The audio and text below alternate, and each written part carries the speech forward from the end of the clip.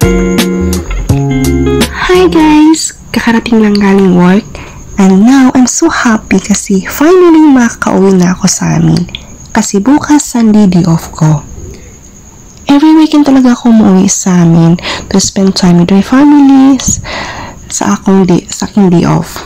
Sorry guys kasi Bisaya ako. At plano ko na rin dalhin lahat ang mga nalabhan ko ng mga maraming damit kasi doon ko na lahat labhan. Especially guys yung blanket kasi mahirap kamayin talaga kasi napakabigat.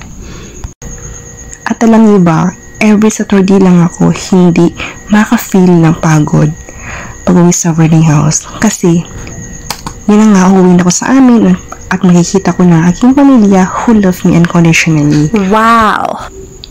At grabe guys, mafe-feel ko yung pagod at hirap every weekdays lang, Monday to Friday. Oh no!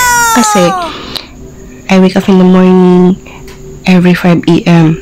So, kasi 6 o'clock duty ko. So, I need to prepare my breakfast and everything. At saka, pag out naman is 6 p.m. So, mostly, makarating ako ng ang aking boarding house is mostly 6:30 to 7 o'clock in the evening. Kasi, everyday kasi ako maglalakad, morning and night. Hindi ako sumasakay ng papunta uwi. So, that's why, pagdating ng boarding house, guys, oh my God, splak agad ako kasi napakahirap, kasi pagdating ng bahay, magluluto ka pa, maglalaba ka pa, ng aking uniform. Yun, ang hirap talaga. But, actually, I'm so happy being independent naman kasi nagawa ko lahat ng gusto ko, ang gagawin ko, or kahit ano. Wow! At finally, natapos ko na rin magligpit.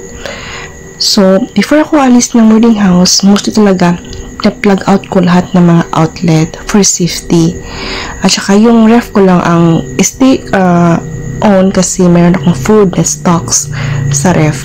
So, lahat the rest is may internet connection, naka-off lahat, yung mga extension wire, lahat talagang naka-off siya for safety. At yun guys, aalis na ako.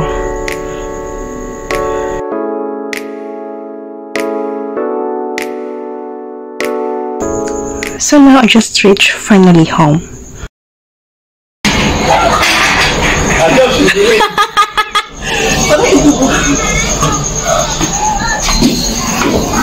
Mura mag-first time.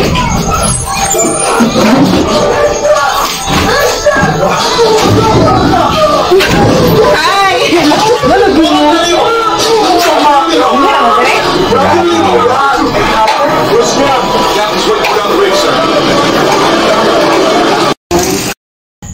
Pagkatapos kong kumain at magbihis, sinimulan ko na nilagay yung mga marumi at inuuna ko muna ang blanket at saka yung bedsheet sa loob ng machine. At I need to wait 1 hour and a half para matapos. At saka sunod ko naman yung mga marumi kong damit like my pajama and my uniform.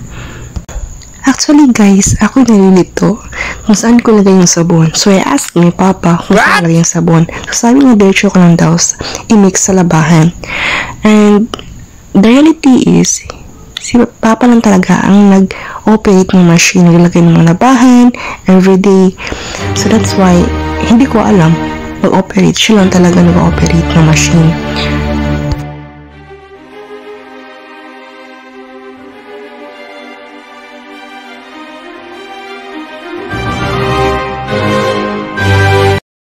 While naghihintay ako matapos ang laundry, naglagay ako ng serum sa aking mukha and the whole body. Ito guys is yung order ko sa TikTok, kakarating lang. It's my first time to use this product. Serum na siya. So, try ko if effective ba o hindi. Hindi ko alam guys. I just order lang kasi na-miss lang talaga ako sa mga feedback sa TikTok shop. Yun. Kaya, kumuha ako, na-order ako. This is my first time to use. Actually.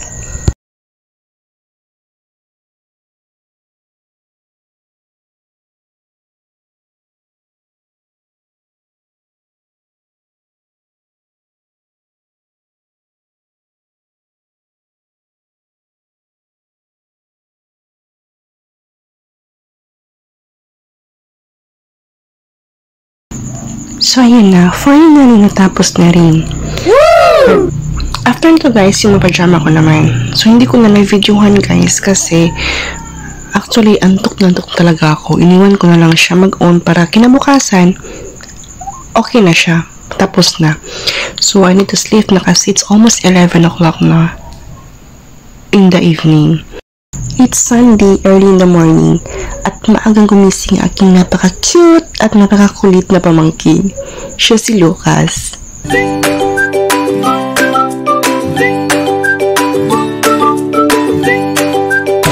Hi guys! I have flavored DMS bread, mama. Alright guys, so muna may snack today. This morning, hindi kayo buntag paman. So, nakoy bread. Ipain na. So, ato ipalaman. Palaman na ito, ato. Ha, mo di? Mo ay, hawas mo ba? So, nara guys. Try na to. Dahil, atong takluban. Dahil. Dapat ito sundin sa kabag ko.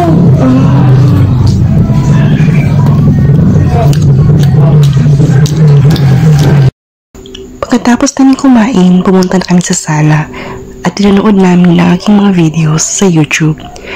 At gusto ko rin makita guys kung anong quality niya pag nasa television. At yun, okay naman siya guys. At saka yung feeling na pinapanood mo yung sarili mo, nakakahiya.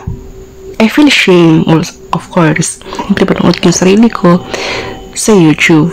That's why every time na-upload ako ng video guys, hindi ko na pinapanood yung mga video ko. I just only review na lang sa mga, sa studio ko sa aking YouTube. Yun lang. Hindi ko na pinapanood yung mga video ko. Kasi, naano ako sa aking sarili. Parang, hindi ko alam, hindi ko ma-explain. Yung ganun. Yun. And after nito guys, nanood kami ng horror movie with my family. And hindi ko na pinapakita guys because we want also privacy for our whole day family bonding. So, that's why, hindi na ako nag-video. And, this only for today's video guys. And, thank you for your time to watch my video. And have a nice day and God bless you all. Thank you.